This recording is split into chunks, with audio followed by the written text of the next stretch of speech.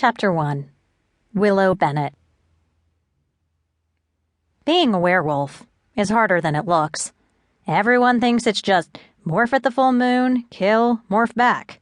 That's not true. It is a lot harder than that, especially if you are 17 years old. All I wanted at the start of my junior year in high school was to stay in one place long enough to make a friend. My sister, Ivy, and I lived with our surrogate mother, Bella, who also happened to be a pack leader. One day, Ivy and I would have to move on and either find packs of our own or become loners. There could never be two females in one pack. But for now, we lived with Bella. Staying in one place was hard for Bella. She never could keep herself out of trouble. I sighed deeply, almost groaning, as I began to unpack my things. I was a professional mover by the time I was 17. I left all my clothes in 2 trunks that I set up against the wall.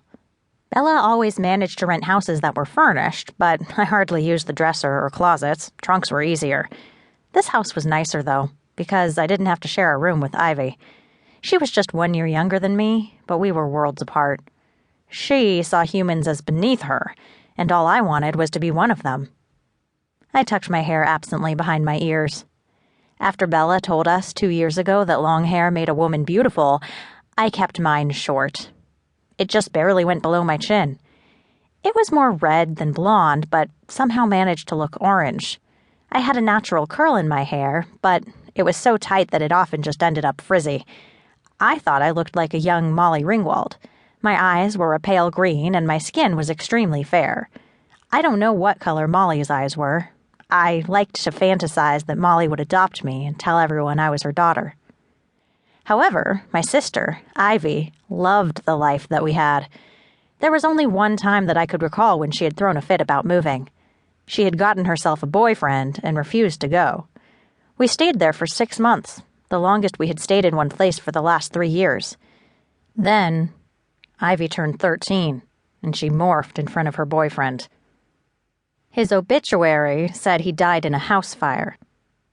Bella had laughed and congratulated Ivy on her first kill. It was disgusting, but I think Ivy felt bad. At any rate, she never had another boyfriend. She had a lot of guys asking, too. She was beautiful, in the worldly way. She had red hair like mine, but hers was a rich auburn color and she kept it long. And, of course, her natural curl was more of just a wave that flowed down her back. Her eyes were a piercing blue, and she used them to her advantage. I don't believe she did any of her own homework in the last town we stayed. I shook my head and thought ahead to Monday. School would start. A new start.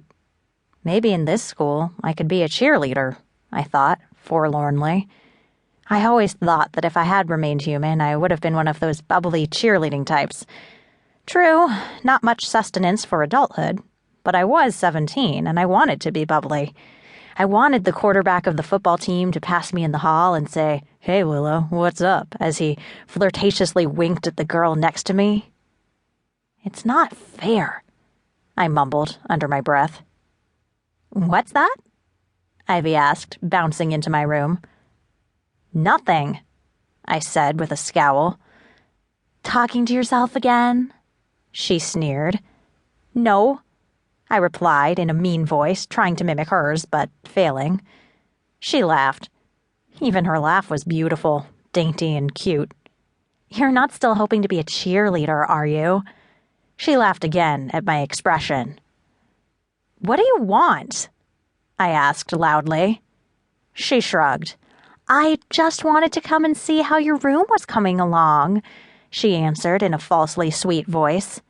"It's coming along just fine," I told her with a pointed look to the door. "You know, Willow," she began in her same false voice, "I think you would make a great cheerleader." She pinched my chin in an annoying grandma kind of way. "Just get out of my room," I yelled. It felt really good to say that. She sniggered all the way to the door. She turned at the doorway. "Bella and I are going to town." Her real reason for coming in my room. "You want to come?" I took a last look at my partially unpacked trunks and followed her out the door.